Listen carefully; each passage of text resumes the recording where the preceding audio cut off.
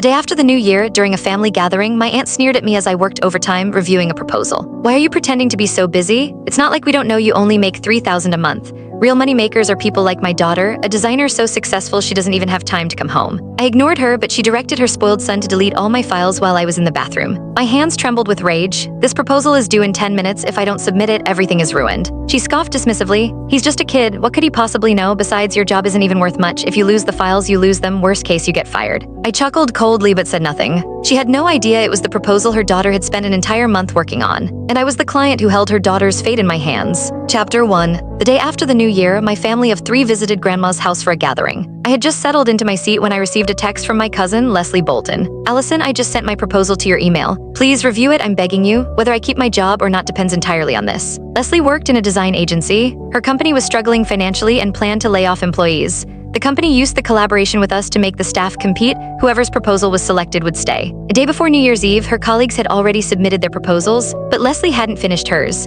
Determined to outshine everyone with a perfect design, she had worked nonstop for over a month, surviving on just 2 hours of sleep per night. However, one of my business partners had already found a proposal he liked and saw no need for further discussion. It was only after my repeated pleas that he reluctantly agreed to give Leslie a chance. Still, he made it clear that meeting deadlines was also a test of competence. To be fair to the other entries, the proposal had to be submitted by 8 p.m. sharp. There were no exceptions. I had reminded Leslie multiple times to send her proposal in as soon as possible, yet after waiting the entire day, she had only just sent it. It was already 7:45 p.m. In our work group chat, my 2 other partners were growing impatient. One of them even grumbled that if it weren't for me, they wouldn't have wasted their holidays working overtime. I quickly forwarded Leslie's proposal to the group. At the very least, I had done my part for her. Just as I thought everything was finally under control, a red exclamation mark popped up on my screen. There was no internet connection, the file had failed to send. I looked up and saw Aunt Mary's 10-year-old son, Ben, holding the unplugged internet cable, making faces at me. Suppressing my frustration, I said to him, "Stop messing around, Ben, plug it back in." Just then Aunt Mary's voice rang out sharp and indignant. "Why are you yelling at a child, Allison?" The entire family turned to stare at me. I was baffled and laughed helplessly. "I wasn't yelling, I just asked him to reconnect the cable," I explained. Aunt Mary dusted off the nutshells from her palm and eyed me with disdain. "Working overtime during holiday, just how busy are you? Even your uncle who runs a whole supermarket isn't this busy. Who are you trying to impress?" I checked the time, only 12 minutes left. I couldn't afford to argue, so I decided to send the file from my phone instead. But before I could, Aunt Mary snatched my phone away. "I'm talking to you and you're staring at your phone? I can't stand you young people. It's the new year and instead of talking to family, you pretend to be busy on your phone just to avoid us. So pretentious, do you really think you're some big shot? You're just another underpaid office drone making $3,000 a month." Chapter 2. Then Aunt Mary shut off my phone in front of everyone.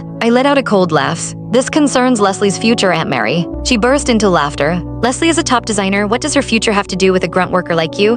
Click the link on the homepage to watch the full follow-up for free.